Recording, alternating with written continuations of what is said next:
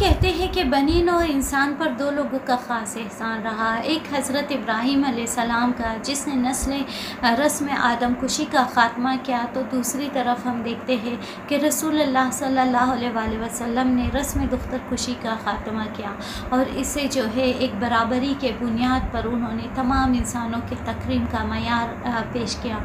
मगर अफसोस की बात कि हमारा जैसा समाज जहाँ हर दूसरा शख्स ख़ुद को बेहतरीन मुसलमान साबित करने के दर पे है और जहाँ पर हर एक दूसरे को काफिर कहता है, वहीं पर यह अफसोसनाक बात यह है कि इन सारे सवालात के बीच औरत का सवाल कहीं गुम हो गया है।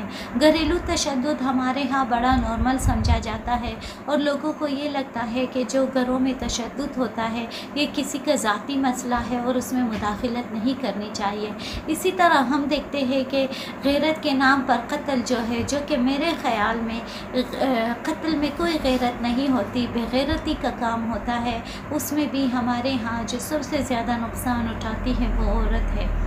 हालिया ही बलूचिस्तान से 3 खबरें जो दिल देने वाले थे। हालांकि वाक़यात का नोयत मुख्तलिफ था, मगर सबसे जिसमें नुकसान उठाया वो औरत थी, जिसमें एक खातून को उसके घर डाकू घुस के उसके कानों की बालियाँ छीनने की कोशिश की और हाथापाई में उसका गला काट के बालियाँ ले गए और उसका तड़पता जिस्म उसके कमसिन बच्चों के सामने छोड़ दिया। इसी तरह हम देखते हैं कि मुस्लिम बाग में शौहर और देवर ने मिलकर अपनी जायदाद के तनाज़े में जिस तरह से खातून को मुतशद्दिदाना तौर पर कत्ल किया, वो किसी से ढकी छुपी नहीं। और कल ही बरशोर में तीसरी बेटी के पैदाइश पर खातून को कीले टोंक कर कत्ल कर दिया।